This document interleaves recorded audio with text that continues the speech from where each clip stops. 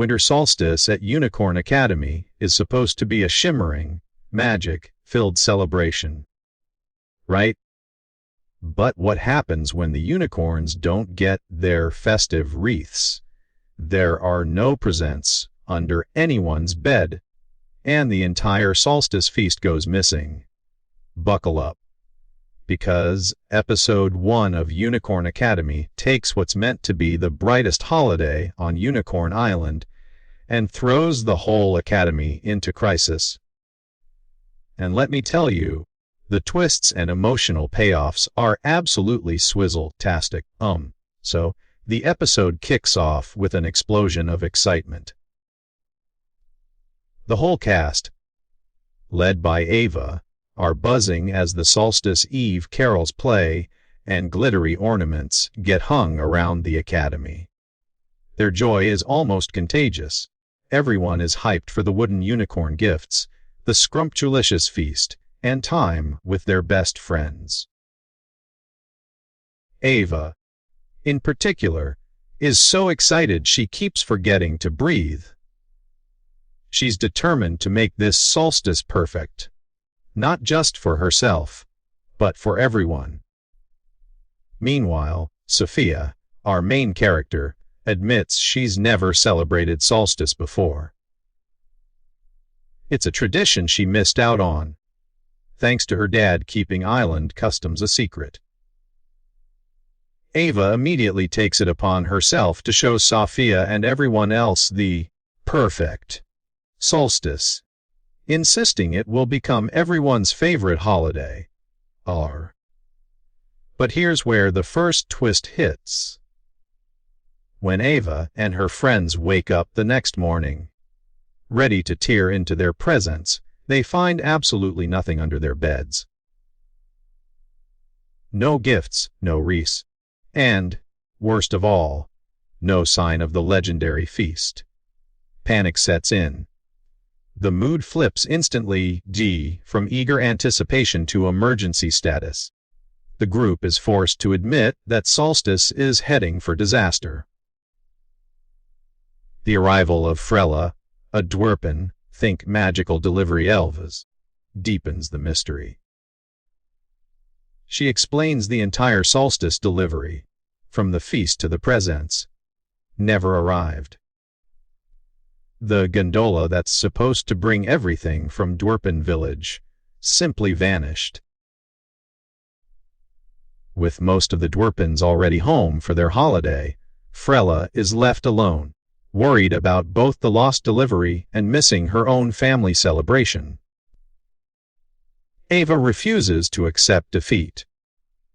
She rallies her friends, determined to solve the crisis, find the missing goodies, and save Solstice for everyone. As our crew sets off toward Dwerpen Village, they divide responsibilities. Some remain behind to attempt cooking, relying on a cryptic recipe book. What the heck is a squeeze, spoon, or a parament? While the rest join Ava and Frella on their quest to hunt down the gondola and restore holiday joy. The adventure quickly turns perilous. They contend with freezing mountains, a good old-fashioned snowball fight, because who can resist?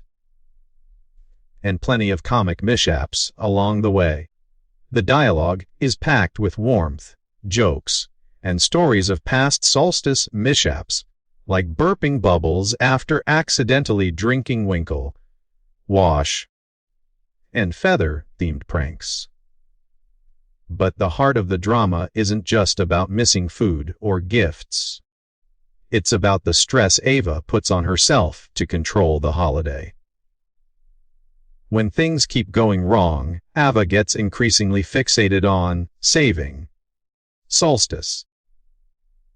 Sophia finally snaps at her, accused of being obsessed over presents and forcing everyone to like Solstice her way, rather than just having fun together. The tension comes to a head. The friends split up, hurt and frustrated, and Solstice seems ruined. Meanwhile, The Academy's kitchen is chaos. The cooking team tries their best, blending family traditions rather than the classic solstice recipes. Yes, they mess up. The sparkle brine, the mash with skins on, cayenne and bean dip, but what matters is they support each other. The mishaps are pretty hilarious. And the message starts to shift. Maybe togetherness is more important than getting every detail right. Back in the mountains, Ava and Leif finally track down the thief responsible for stealing the gondola and all the festive goodies. Enter Fernacus, a former troublemaker, cast out after helping past villain Ravenzella attack Unicorn Academy. Fernacus isn't just some criminal. He's lonely, yearning for warmth and inclusiveness after being shunned. When confronted, he's defensive and bitter, convinced that everyone hates him and determined to enjoy Solstice his way, even if it means stealing it.